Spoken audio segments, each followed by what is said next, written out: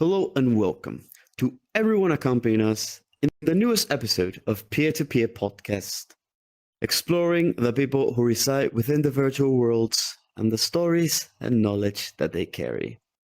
Tonight with me, I have a guest who I've encountered here in VRChat, another one of its many denizens, one of its many peoples, the ones that call VRChat their home, and someone who, in my honest opinion, you should not let his appearance judge his personality, because he might be a dog, but this dog has quite a bite. Tonight with me, I have Rocky Woof. Rocky, welcome to the pier. Thank you. It's a pleasure to be here. Right, so let's begin just how we begin with everybody here.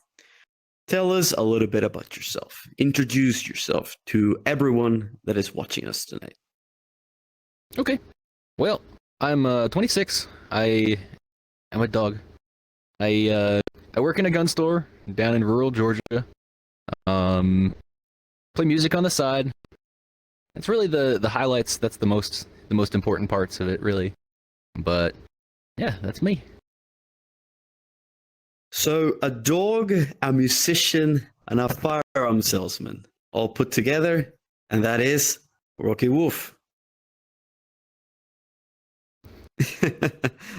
I can't with you. You're so cheerful. This guy right here, even before we started recording, he's just been this cheerful, just a little ball of sunshine.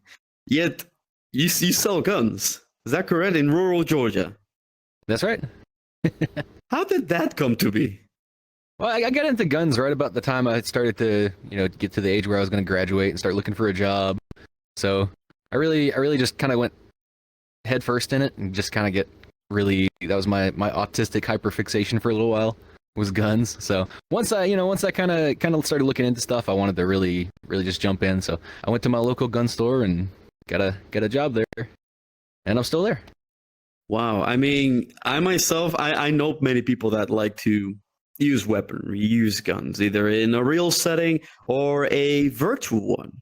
But you got into it, and now you're selling guns. Like that's an odd career choice. One I would assume it would be filled with like older gentlemen or older people in general trying to do that. It's just, I don't know, like it's curious, it's interesting, it's an interesting career path. I mean, did you think about any other paths before that? Did you have anything else in mind? Oh yeah, well, I worked in a guitar store was my very first job before I worked at the gun store. That was fun. I learned pretty quickly that the more when you make a hobby kind of a job, it really loses a lot of its luster pretty quickly. And so that can happen with anything, and it can happen with guns too, but it hasn't yet. So, but with guitars, it's the retail side of it can really bum you out sometimes, but yeah, not too bad. And the retail side, so let me guess, you get like a bunch of customers going in, they're like, I want to learn how to play the guitar, and you're like, okay, here, now you got to do this. No, that's too hard. Or even worse, you get the one client that just goes in there, starts playing the intro to Stairway to Heaven. Yes, exactly. So you work in a guitar shop. I just need to know because it's like, I think it's in everybody's mind. Why is Stairway to Heaven such a banned song at guitar stores everywhere? Yeah, actually, I'm not quite sure where that came from, but I can only assume it was just kind of played out at one point, and people were just playing it over and over again. And I assume everybody's just got fed up with hearing it so many times. You can't go to a guitar store without hearing it, So it's not because of the complexity of the song and the guitar, playing a good guitar, just because it's overused. Probably overused, and probably the fact that it is complex and people aren't at the level to play that song yet, and so they play it badly. Butcher. I mean, I understand you butchering such a beautiful song. I mean, makes sense. So you work in a guitar store. Do you also play? Because I mean, I saw you a couple of days ago. You had like pretty killer banjo. Yeah, so my main thing is. I'm a banjo player for the most part. I play guitar a little bit, but I'm not the best guitarist. I wouldn't even call myself a guitarist. I'm kind of just noodling around with it, you know. But I'm pretty good at banjo. Not a guitarist, just a banjo player. Yeah. Oh man! So what? You're gonna be like the one guy that just like I don't know how a banjo sounds. You just imagine like in some row house, just like playing over there with like a I don't know that one roll get up like country get up. Yeah, like the one from Dueling Banjos or from Deliverance. Yeah. Oh, it's really interesting, really interesting. But hey, so that I understand. So, gun salesman and guitar player, banjo player. What about the furry side? How did you get yourself into the community? Well, you know, I'll say the same thing that most other furries say, at least my age. I blame Disney. You know, we grew up on those Disney movies like Fox and the Hound and all that stuff. So we kind of got that ingrained in us, you know, like Fantastic Mr. Fox was one of my favorite movies, you know, growing up. And then you play in the games too, like Star Fox and Jack and Daxter and what's the other one? It'll come to me in a second. Regardless, you're coming up on that stuff and you're kind of seeing these anthropomorphic animal characters and you're like, oh, that's cool, you know, I like that. I kind of associate with that, you know, you'd always like pick certain characters and stuff. But then like when you grow up and you find out like there's a whole community of people that do this and you're like, oh, okay, there's like-minded people, you know, so you want to associate with them and you kind of get into it like that, you know. I mean, there's also Sly Cooper. That was also on the PlayStation. Yes, I think it was from the same circle. But yeah, I mean, there's a lot of it in media now more than ever. You go on the internet and you're just gonna see like not only upcoming movies but also video games, and everywhere you look, it's just anthropomorphized characters now more than ever. So I mean, it might have been weird. It might have been Disney's fault, but now everybody's inspired. Now everybody's doing the same thing. Yeah. See, I want to go back to your current occupation because we had a really good talk first time we met.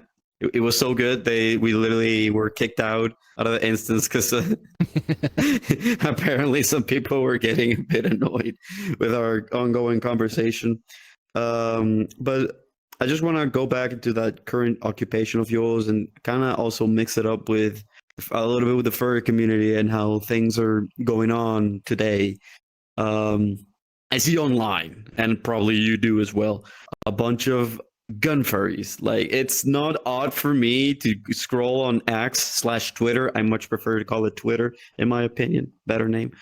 Or Blue Sky and in all of those other platforms, and everything is just a guy in a fursuit just shooting a gun at a range. Like I didn't think people would do that. I would think like, oh, such a community full of creative people, inspired people, and then you see somebody freaking shooting a gun and looking like a giant dog, a giant cat. I mean, it's quite the sight.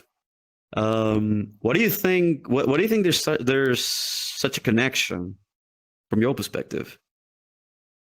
You know, that is a really good question, and I'm not quite certain, but I have met a number of furries on here that are into guns, and I don't know if it's probably a little disproportionate what I see because I've got the gun on my avatar, you know, so people come up to me and they'll it's already there as a conversation starter, so people already know right off the bat, you know, what I'm into, that kind of thing. So yeah, I don't know. I see a number of them, and I don't know if I attract them because of it being, you know, like free knowledge, like right off the bat. But I'm not sure what it is. I'm not sure the connection, but there is certainly a good number of furries that are into guns, like big time. There's also a lot of military furs. I'm pretty sure you heard that or you've seen it yourself. I mean, I don't know, like, what do you think could be like the association with that as well?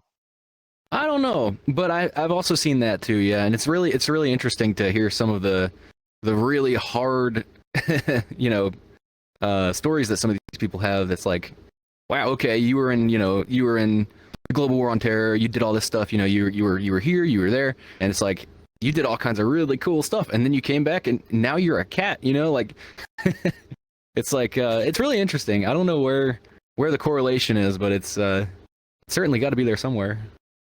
It's always the hardcore jobs. It's like I fought in the war, and when I come back home, I'm a dog. You're like I'm working on vaccines. I'm working in the second medicine. I'm working for an airline, or I'm a doctor, a scientist, or I work at Ford Motor. And they're also like, whenever they're home, their online persona is an animal. I mean, it's kind of interesting. Yeah, whenever I meet a furry in here, I just automatically assume they're either working in IT or former military. It's got to be one of the two. My director is actually just telling me that there's also a sense of escapism with a bunch of those people that work those type of like hardcore jobs. So maybe that also has to do with something, maybe to unwind a little bit. That is a very good point. I think escapism is a massive driving force behind this community. The fact that you can just come home and be a cute little guy, you know, really, really helps de-stress at the end of the day, especially when your day is, you know, not that great. You're doing a lot of stuff. It doesn't necessarily mean it has to be not that great, just stressful. You know, there are people out there that have big responsibilities. And you know, I mean, when I first saw you, I honestly thought like, oh my gosh, this dude is like Nicolas Cage characters in Lord of War, in that one in the one movie, like he sells weapons. And look at his getup. I just imagine Nicolas Cage's character at that point, and you just and you're like this. You're like really happy, really cheerful whenever you're on here. Like the complete opposite of somebody would just be like, oh yeah, I work at a gun store. Like I shoot guns. Like that's. I don't know. I really didn't make the connection. That's why I saw you as a really like interesting individual. Like, oh my gosh, you got quite the personality. Yeah, there's I have to say though, there is a pretty significant disconnect that I see anyway with the IRL and the online communities that I run into. The communities that I see at work are very much, and you know, nobody's gonna walk into a gun store and talk about what they do on their free time that isn't guns, you know.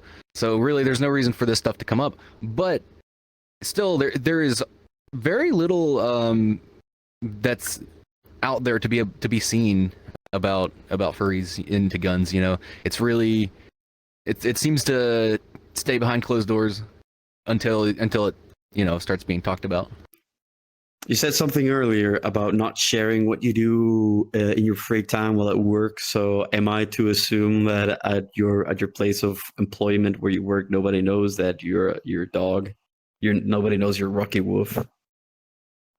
Absolutely, yeah. I'm definitely not out there on that one. All right. I mean, there are people that sometimes they mix their online and their IRL and online persona, or like they're like qualities from one that, you know, transcends the other. So, and I mean, let's be honest, nobody really likes to tell where they work at. Like, oh yeah, I'm a dog on the internet. I'm a cat on the internet. I'm a snake on the internet. Like it's still a very taboo topic. Still a very taboo topic. Speaking of taboo, I want to roll this back to the conversation we were having a couple of weeks ago, because I really want to know about your opinion of the current situation with the gun market, with the whole situation, how it's being tackled. And it might be a bit of a dark topic, but I would really like to know your opinion about gun owners and, you know, your standing on who should and shouldn't own a gun, because right now with everything that's been going on, I feel like it's still like a very debated topic. Yeah, we definitely talked a good bit about gun ownership as a whole. I think so. The Second Amendment is for everybody. It is for the people who look like me and the people who don't look like me, and it's really it's all encompassing, and I think everyone should have the right until it is proved that they shouldn't, to to be a gun owner. Everybody deserves that, and it's the great equalizer. So it's like, you're always gonna be prepared for any situation. If you are a gun owner, you want to be thoroughly ready to do what needs to be done at any time. But if you have the tools to do that, it's better. Your outcome's going to be better that way. So I think if you're of sound mind, then the Second Amendment is for you. So I think there's a lot of people right now that they just like to own a weapon. Say they want a rifle for hunting, which is a sport. Hunting is a sport. It's something that people do in their free time. Sometimes they like to have one for self-defense, which is also understandable there. But there have been also cases of people misusing this. What do you think? What do you think are things about your line of work that you believe are wrong, or things that could use change? I think that most of the change needs to happen on the mental health side. I think there needs to be a lot of mental health reform in this country. We really don't have anywhere near enough mental health services available to the public. And I think that's a really big deal, because you have these people with bad intentions, whether it be on purpose or otherwise, and they do have easy access to guns. And I'm not saying that's a bad thing, but it is, it's really going to depend on the situation, of course. But it is still, like I said earlier, and it's the great equalizer. That random guy over there can have a gun, but so can I. And at the end of the day, any amount of gun control, I don't think is going to do anything, because gun control limits the firearms that law-abiding citizens can have. That's all it does. The criminals are going to get their guns anyway. If you make it a little bit harder, then they're just going to have to jump through a few more hoops, but they're still going to do it, and it's still going to happen. It's just like I said, it's the great equalizer. So like if that guy has one and I have one, we're on equal playing fields. We're on equal grounds. I mean, you were talking about mental health, which is, again, a really interesting topic that we're also going to tackle on a future episode here, where we have a psychologist, a neuropsychologist that's going to be here with us. There is certainly an issue in that regard, especially the whole health sector in the U.S. I feel like it's something that has been it's been monetized to the point that it's more of a business, it's more of a cash cow, more than a service that should be available equally to everybody. And that also might have led to the issues that you've been describing, the lack of actual and proper mental health facilities. So these individuals that have been undergoing these situations, and later, they decide to commit something that, they really shouldn't. And at the same time, like it's complicated. It's complicated, at least from my perspective. Because I'm pretty sure, have you ever run into somebody in your line of work that probably shouldn't have or asked for a gun or bought a gun? Oh yeah, for sure. I can think of a few occasions where it's come up and I've been like, I don't know if it's a good idea to I don't know if this person should have a firearm. But that's unfortunately not my place to judge. A lot of times people can say something that might be a little disconcerting or something like that, but it's really not grounds to strip their right away. There is a number of circumstances though where somebody will say something that will be like, okay, time to shut this cell down. I cannot sell you a firearm, and we're within our rights to do that for sure. And I think it's the moral way to go on that, in that type of situation. If somebody expresses any type of suicidal thoughts or anything like that, and we're all Zoomers, we're all young guys at the most of us are younger guys at the shop, so we're all making our edgy jokes and our humor and stuff. It's just kind of like that. But you can typically tell when somebody's joking and when they're not. But I think it is important for the salesman to have discretion and to use it very wisely, because in so many situations you can't see what's going on in someone's head. You cannot know what they're gonna do.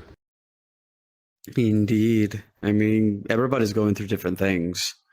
There are also cases of people that, for example, stumble onto a gun. Say, for example, maybe in your own household. I mean, I had an incident with a family friend that accidentally found I think it was a submachine gun, and it was like rusted, couldn't fire, and he just grabbed it for like a quick second, and the thing just like fired like a barrage of bullets like out of nowhere, and it was a very scary experience. Like, people got injured. I mean, they are certainly dangerous. What do you think are positives or negatives about learning how to properly use a gun? Say, for general things that people should know. Maybe they're not gun owners, but what are things that everybody should know? Well, I think it's important that everybody knows. And I said this before. I really feel like everybody should know how to use an AR-15, an AK, a Glock, a 1911. I like those are like the main things that you're gonna encounter out in the wild. I feel like everybody should at least know how to properly operate one, so they're not gonna hurt somebody. Because you never know. You may not be a gun owner, you may not like guns, but you never know when you're gonna find yourself in a situation where you've come across one, and you need to know how to make it safe, or you need to know how to use it to protect yourself. All kinds of situations like that. Now, a lot of times people will come across a gun and it is loaded and they don't know how to get it unloaded, and that's a very important thing to know, because when you encounter a gun out in public, definitely, for sure, you want to be able to make it safe. I mean, you're totally right. You never know in which situation you're going to find yourself. Either, like you said, to defend yourself, or just found it out in the wild. Of course, you call the authorities, so they come inspect the thing. You never know if it was a part of a crime, or if it was, or if something happened, or like you never know. You gotta know. You just gotta know. But at the same time, how young do you think somebody, or like, how young should somebody be in order to learn gun safety, like general gun safety? Like, I know there are parents who teach their kids from a really young age, but like, what is like a proper age for people, regular people like you or me or anybody, that they should learn gun safety or gun regulations, or in general? Yeah, well, I think it's never too early, but I do think it's important for the parents to. It's really going to be between the parents and the kids. The parents are going to know their kid best. They're going to know when they're ready, and they're going to know how early to start. To start ingraining these things into them. And every kid's going to be different. Some kids are just not. Well, for one, not going to show any interest, and also are just not going to be ready mentally for whatever reason. And it can be numerous different reasons, but I think the parents are going to know best for their kids, and you'd like to hope so anyway. Like around here, we have people coming up on guns like from a very early age. So like we've got everybody's kids are in their tree stand with them, hunting deer from as early as they can hold it. So yeah, it's really going to be dependent on the individual kids. What about in a virtual medium?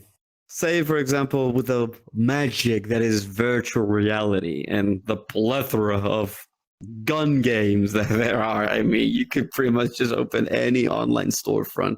You're going to see a bunch of different VR gun applications or gun games. What would you recommend for somebody that just wants to get like their gun itch in a virtual setting? Oh yeah, well, there's a like you said, there's so many games out there for it. I know I haven't played this one personally, but hot dogs, horseshoes, and hand grenades. That's a huge one.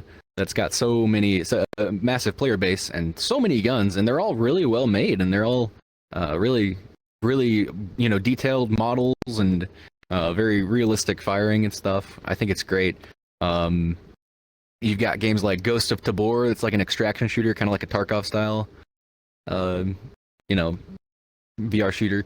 There's all kinds of great options, and really, video games are absolutely guilty for so many terrible financial decisions in my life, especially.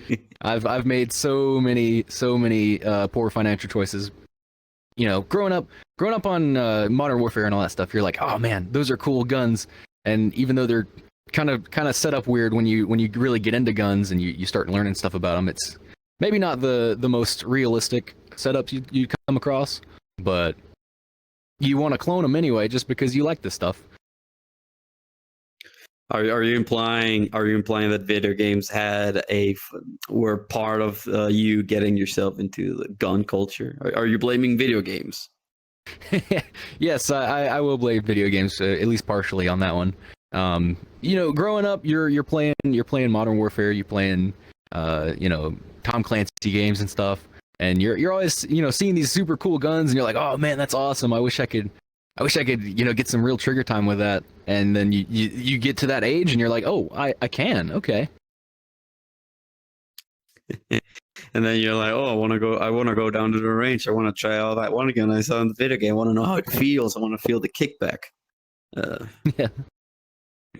Because that's something like I played shooters before, but nothing like ever hooked me before VR.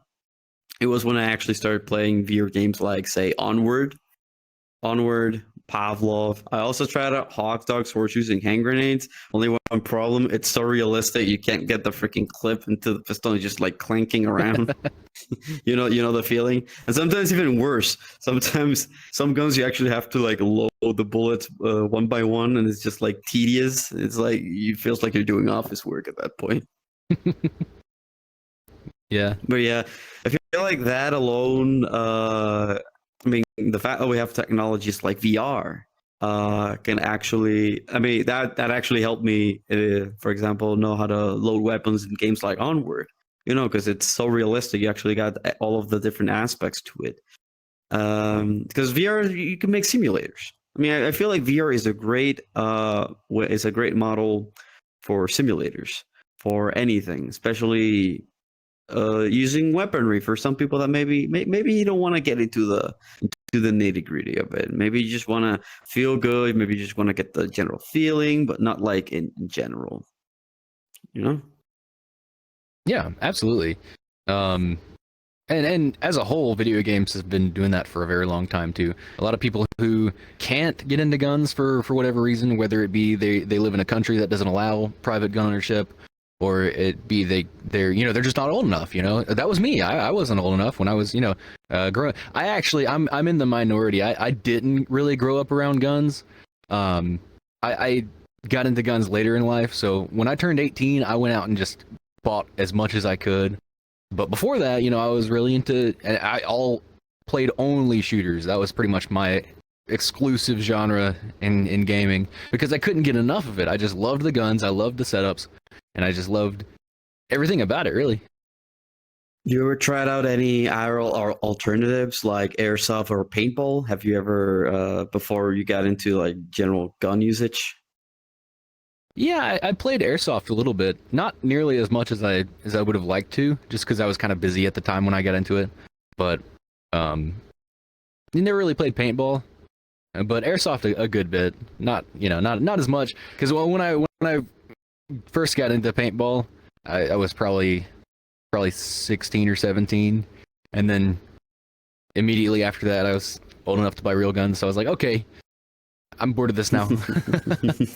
so you wanted to actually like shoot the real thing, because I mean airsoft is more about not only gun uses but also moving yourself tactically, moving around obstacles, because firing a real gun, you're pretty much only limited to a range, an empty field, or hunting. I feel like those are like the general accepted rules.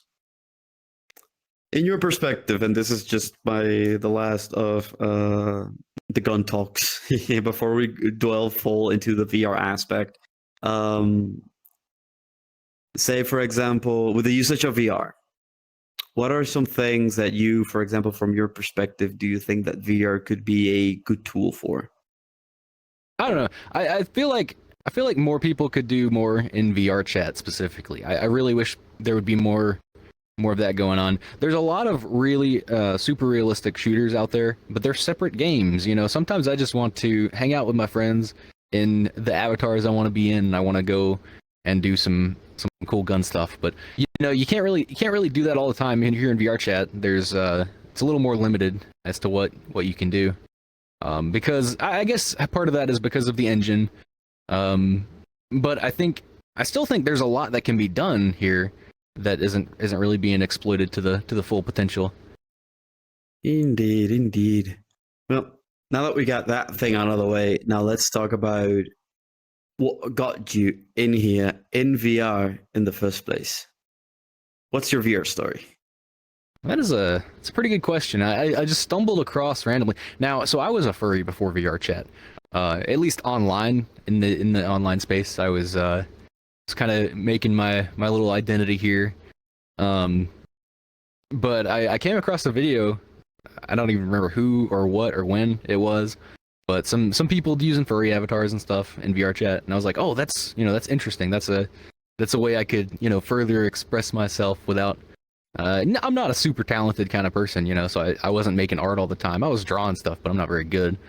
So I was like, that seems like a really good way to kind of get my ideas onto a screen so that other people can see my stuff, So I went out and bought a Quest 2. This was about 2020 that I bought my Quest 2, and I just kind of jumped headfirst into it. So almost 6 years now you've been a VR user, and you spend most of your time here in VR chat. Yep, definitely. And do you, for example, your current look, like your online persona, everybody chooses to look differently. They have different bases. Sometimes they like to replicate characters from anime or something from another video game. Some people are furries. There's a bunch of furries in here. Let's not lie about that. Where did your general look came from? Where did Rocky Woof come from?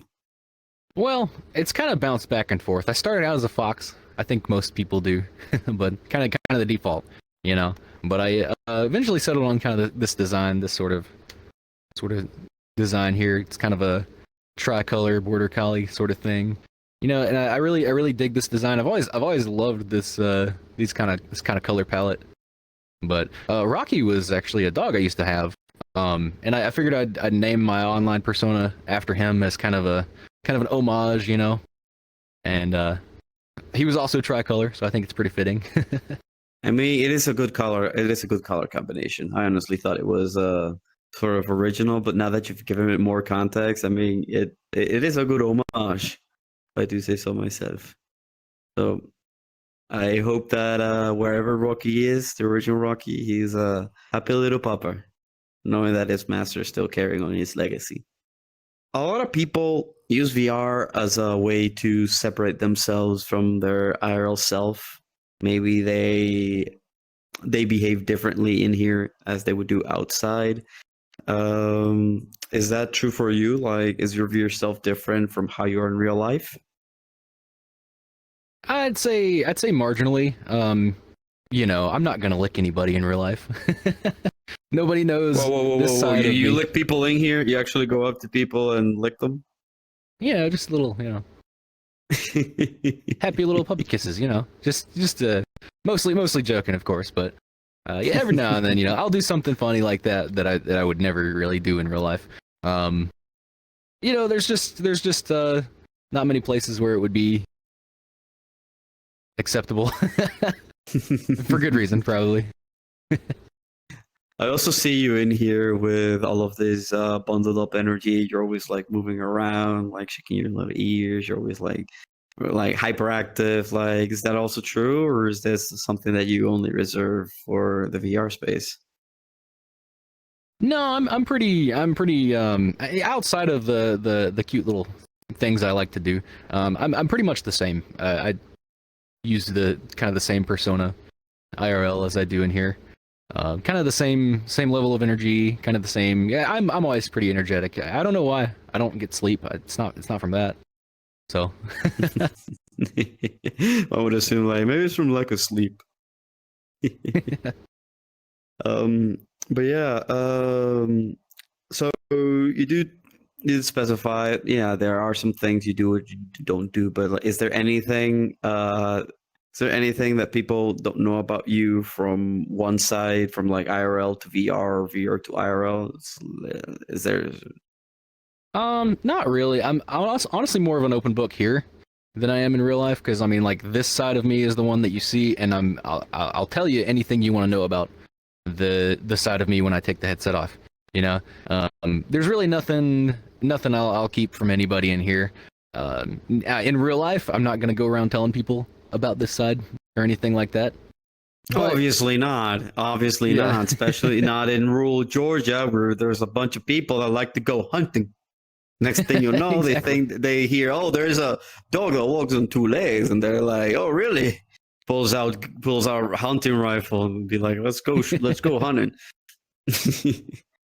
I mean, it'd be if I said, like, oh yeah, I'm a shark. Next thing you know, there's a bunch of people with fishing rods going, I'm gonna catch a big one. Yeah. I mean, yeah, of course, there are some things one does not like to tell, to specify, because you never know you're gonna talk. Especially VR, I feel it's a very good safe space for many people to express themselves, to be that person that they want to be.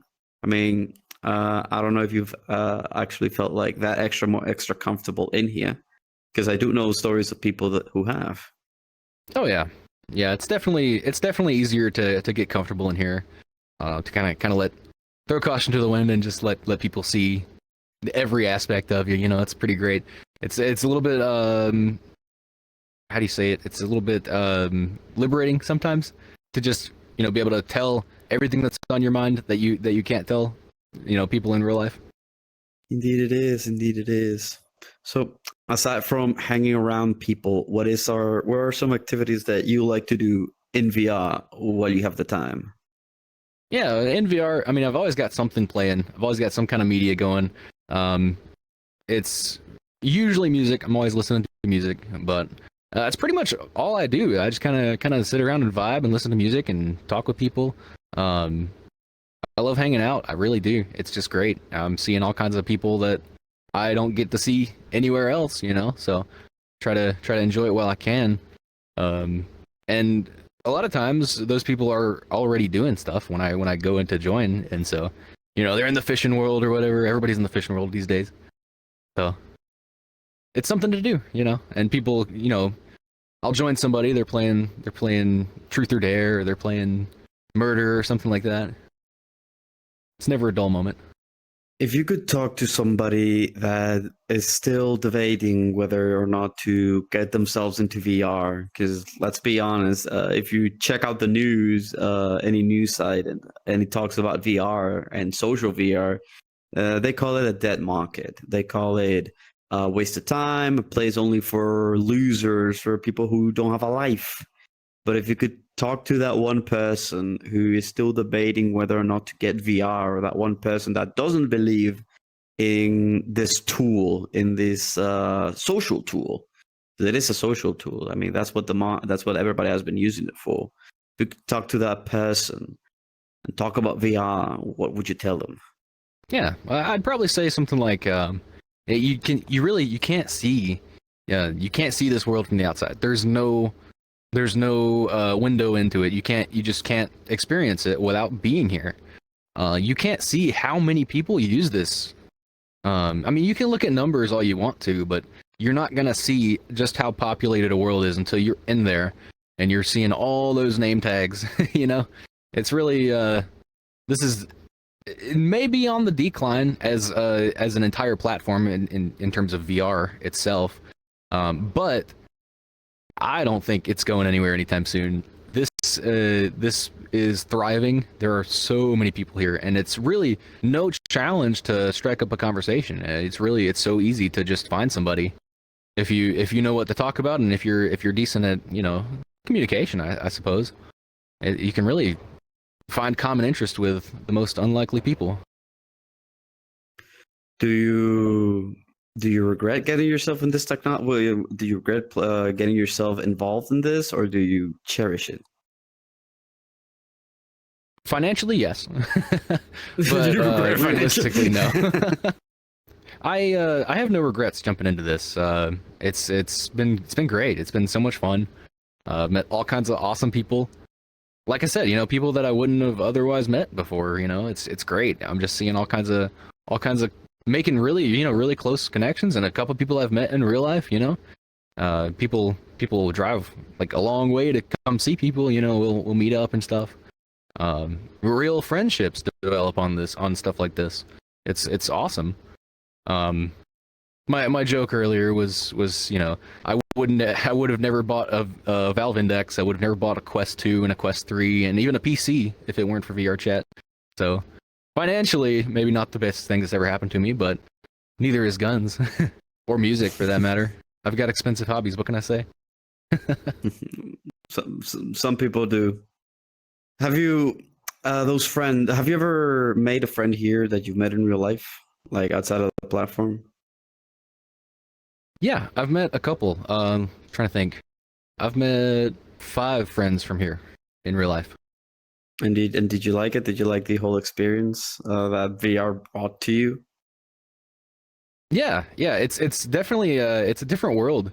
It's very interesting when you hear the voice, especially if you're like me. I'm always small, so I'm always looking up at people. But when you're hearing the voice that you're so used to looking up and seeing the person, and you're now having to look down because I'm 6'2", but I'm tiny in game, so it's funny. It's it's a different dynamic, but it's really something you don't think about when you're in the game. You're not really. It's easy to disconnect. At least for me, anyway. It's really easy to disconnect. When I look at you, I see a shark, and I see what I'm seeing, and I'm not really trying too hard to picture what you actually look like. So I don't know. Maybe I'm different from everybody else, but I don't typically do that. So when I see somebody in real life, it's like, oh wow, okay, kind of a culture shock almost. What would you like to say to the people watching this? It could be anything. Doesn't necessarily have to be about VR or what you do in general. Like, what would you like to say to those watching us? I would like to say, pursue your dreams. Never lose sight of what you're actually looking for. Never forget your goal. And nobody can tell you what that goal is except yourself. But never lose sight of that. And I think it's important to always be chasing that, because you can always get better. You can always get deeper into something. It's important that you don't lose track of your main goal. Those are some great closing words. Thank you very much for being here with us tonight. I really like our little conversation. So Thank you, Rocky Woof. I almost butchered your name. Thank you, Rocky Woof, for being here tonight with us. It's been a pleasure. And to everyone accompanying us here in Pier-to-Pier Podcast, I'd like to thank you all. I'd like to thank you with your presence. Thank you for being here with us while we explore the people who reside within these virtual worlds and the stories and knowledge that they carry. May you have all a wonderful rest of your day.